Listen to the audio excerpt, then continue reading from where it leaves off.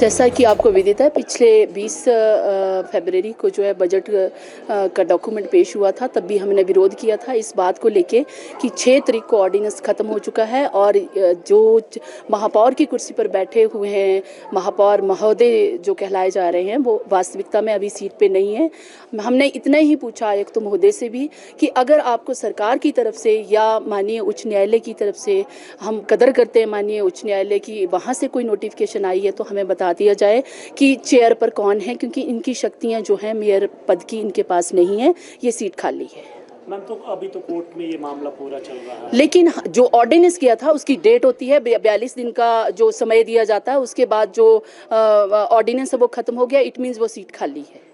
आज हमने देखा कि कांग्रेस के अभी जो पार्षद थे वो भी तैयारी करके आए थे यहाँ पर। वो हमारा किस लिए वो विरोध कर रहे हैं, हम क्या मांग रहे हैं? हम ये बोल रहे हैं कि 2.5 साल का जो रोस्टर था वो महिला के लिए था, 2.5 साल अगला जो आना था, पिछला जो था वो पुरुष के लिए था, अगला महिला के लिए था। पुरुष वाला जो अब वो कंप्लीट हो चुका है, तो हमने यही तो मांग की है कि अगले रोस्टर के अनुसार महिला का पद बनता है, कांग्रेस की ही तो महिला बनेगी उस वो पार्षद वो सॉरी मेयर। तो हम कोई बीजेपी अपने महापौर या उप महापौर के लिए तो लड़ नहीं रही है, सिर्फ उचित और अनुचित के लिए लड़ रही है।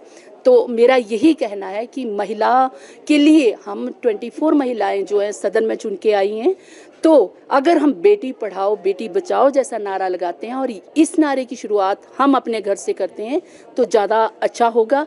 माननीय महापौर महोदय सुरेंद्र चौहान जी से भी मैंने यही आग्रह किया कि इस नारे की अवहेलना मत होने दो। कांग्रेस सरकार को भी इन चीज़ों के बारे में सोचना चाहिए कि वो महिलाओं के अधिकारों का हनन हो रहा है, उन पर गहरा आघात हो रहा है।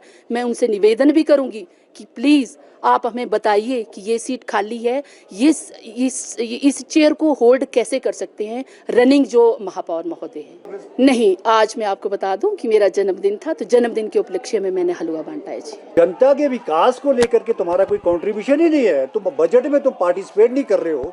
मैं इनको ये भी कहना चाहता हूँ कि जिन लोगों ने आपको चुना है आप उन लोगों से भी धोखा कर रहे हो, जिनके द्वारा आपको वोट दिया गया। आपने तो बजट में चर्चा में भाग ही नहीं लिया। आप कैसे लोगों के बीच जाओगे? तो आपका मेरा कहना है कि जनता के विरोधी हो, जनता के विकास के विरोधी हो, आपका कोई कंट्रीब्यूशन शहर के लिए नहीं है। जो हंगामा आप यहाँ करना चाह रहे हो, और मैं आपको ये बताना चाहता हूँ, मैं समय वेस्ट नहीं करूँगा। हमारा बजट, हम उस पर काम करना चाह रहे हैं आगे। जो भी इसमें हरकत करेगा, रोकने की कोशिश करेगा, तो उसको मैं आगे एक्सट्रीम तक भी जा सकता हूँ उसमें। लेकिन इस तरह से जो 9 लोग थोड़ी है इसके हाउस हमारा, हम मेजॉरिटी में यहाँ आओगे और हंगामा करके चले जाओगे, लेकिन शहर की जनता सारा देख रही है, इसका हिसाब देना पड़ेगा इनको। तो दूसरा आपके ये अभी भी बोला किसकी अध्यक्षता में ये हाउस यहाँ पे चल देखिए जो एक मामला है, देखो एक मामला है नवंबर से लेकर के हम चला, ठीक है, वो मामला सरकार के द्वारा है।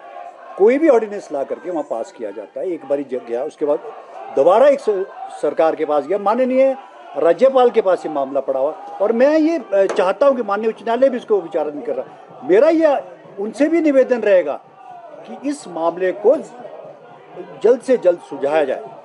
ना कि हो क्या रहा है कि 9 लोग, सिर्फ 9 लोग जिनकी कोई वो नहीं है, बहुमत नहीं है, कुछ नहीं है। 25 लोगों ने इस बजट को पास किया, 25 इलेक्टेड लोगों ने, 24 कांग्रेस के, 1 सीपीएम का, 5 हमारे नॉमिनेटेड पार्षद हैं। इनका जो कंट्रीब्यूशन किस बेस पे हंगामा करने की, ये कोई तरीका है डेमोक्रेसी में? इस तरह का जो है ये बिल्कुल। और मैं माननीय उच्च न्यायालय भी इसमें संज्ञान ले, और माननीय हमारे राज्यपाल महोदय से भी मैं विनम्र निवेदन करता हूँ। आज हम बजट में आज इस प्रस्ताव को पास कर रहे हैं हम यहाँ पे कि एक इलेक्टेड हाउस है, इसको इन लोगों की वजह से शहर की जनता का विकास रुका हुआ है, और ये आए दिन इस तरह का हंगामा करेंगे तो हम इसमें बढ़ जाएंगे। और एक सरकार का एक नॉमिनेशन, जब सरकार के द्वारा कोई भी बिल जाता है तो उसको समय लगता है, उसका अपना समय होता है, तो तब तक क्या होगा, बंद कर दें हम सारा सिस्टम।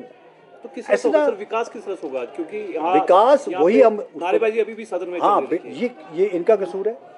हम इस चीज को मैं इस चीज को मैं अभी भी कह रहा हूँ कि आप इन चीजों को रोको, और इनकी पार्टी के, मैं इनको तो शीर्ष नेतृत्व को भी समझाना चाहिए, क्या ये ड्रामा करने के लिए आते हैं? किस तरह का हंगामा किया? शहर की जनता का हमें काम नहीं करना है क्या? हमने प्रोमिस किया, हमने लोगों के बीच हमने प्रोमिस की। हमारा बजट 688 करोड़ रुपए का है, जो इतिहास का सबसे बड़ा बजट है, जिसमें ना केवल सफाई कर्मचारियों के बारे में काम किया और आम कर्मचारी को बहुत बड़े बड़े प्रोजेक्ट शिमला के लिए लाए जा रहे हैं। तो ये इन लोगों का तो कोई कंट्रीब्यूशन ही नहीं है, जो बजट में ही भाग गए। तो सदन चलेगा सर, क्योंकि आप हार चुके हैं। बिल्कुल चलेंगे, अर्जेंट हो रहा, मैं जाऊंगा, अंदर जाऊंगा, और नहीं होगा तो मैं उस पर एज पर एक्ट में कार्रवाई करूंगा।